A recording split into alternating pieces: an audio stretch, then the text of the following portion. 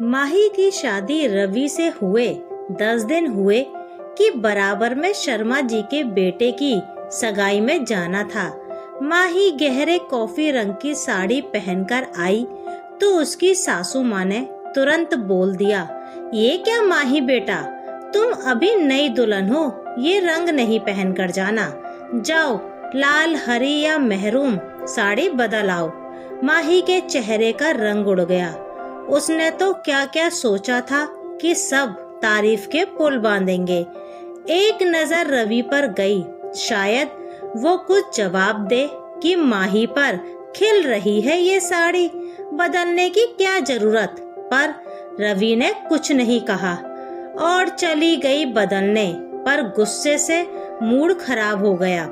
Matching nail polish, गले का set, चूड़ियां, सबको मैच करने में कितना समय लग गया था। अब दोबारा ये सब बदलना। तभी रवि ने कमरे में आकर कहा, परी लग रही हो, पर माँ ये रंग कम पसंद करती हैं। उन्हें अपनी बहू सबसे सुंदर जो दिखानी है। कोई नहीं, माँ का मन रखने को पहन लो। और प्यार के आगे गुस्सा भूल गई माही। सगाई में जाकर जब वापस घर आई तो आते ही सासू माँ खुश होकर बता रही थी कि सब माही की तारीफ कर रहे थे।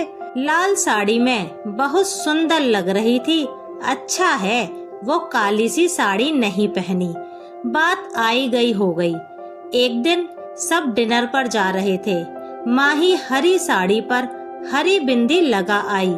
सासू माँ ने तुरंत कहा, माही हरी बिंदी नहीं, लाल लगा लो, लाल या मेहरूमी अच्छी लगती है। आज तो माही ने कह दिया कि मम्मी जी ये ही फैशन है, मैचिंग है।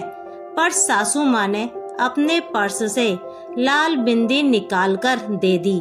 रवि ने इशारे से अपने कानों पर हाथ रख लिया, माफी मांग ली, जल्दी हटा भी दिए ताकि कोई देख ना ले। माही को बुरा लगा। मन में सोचा कि मुझे सॉरी कहने की बजाय क्या मम्मी जी को नहीं समझा सकते, पर चुप रही। कभी मम्मी आर्टिफिशियल हार निकलवा देती और सोने का पहना देती। रवि को माही ने ये सब बात बताई तो रवि ने एक बात कह दी, अरे माही, मम्मी थोड़े पुराने ख्याल की हैं, कोई बात नहीं, बदलने को कह दिया तो। माही समझ गई कोई फायदा नहीं कहने का। माही की बातों को कभी कभी रवि माँ को समझा देता। माँ, माही का परिवार आजाद ख्यालों का रहा है, जो माही करे करने दिया करो। माँ कहती, ले भला, मैं क्यों मना करूँगी, नई दुल्हन पर चटक रंग ही जचते हैं, इसलिए कह दिया। माही हंसमुख थी, सबको खुश रखती थी, सारा दिन रसोई में लगी रहती, नई नई सब्जी, नए नए नाश्ते बनाती, सब मेहमानों की खातिर में नाश्तों की लाइन लगा देती। मेहमान तारीफ करते हुए जाते। सास ससुर खुशी से फूले ना समाते। सूट पहनना मना था, बस माही गर्मी हो या सर्दी साड़ी पहने रहती। उसे साड़ी की आदत नहीं थी, जबकि माही का घर आजकल के जमाने का था। वहाँ माही की बहनें, भाभी जीन्स सूट सब पहनते थे। सासू माँ अब माही से बहुत ज्यादा प्यार करने लगी थी। एक दिन सासू माँ ने रवि से कहा, रवि, इससे तो साड़ी संभलती नहीं, बहुत बार सही करती रहती है। हमने तो शुरू से ही साड़ी पहनी, कभी कोई परेशानी नहीं हुई। जा, माही को बाजार ले जा और 2-3 घर के लिए सूट ले आ, पर बाहर जाएगी तो साड़ी पहन लेगी। माही को यकीन नहीं हो रहा था। 7-8 महीने हो गए। माही के लिए घर वालों का प्यार बढ़ता रहा। रवि भी बहुत ध्यान रखता था। नैनीताल जाने का प्रोग्राम बना, सब तैयार थे जाने के लिए। सासू माँ माही के पास आई और बोली, माही, रास्ते में सूट ही पहन लेना, यहाँ कौन से रिश्तेदार हैं हमारे, और मुस्कुरा के चली गईं। माही रवि एक दूसरे को देखकर मुस्कुरा दिए।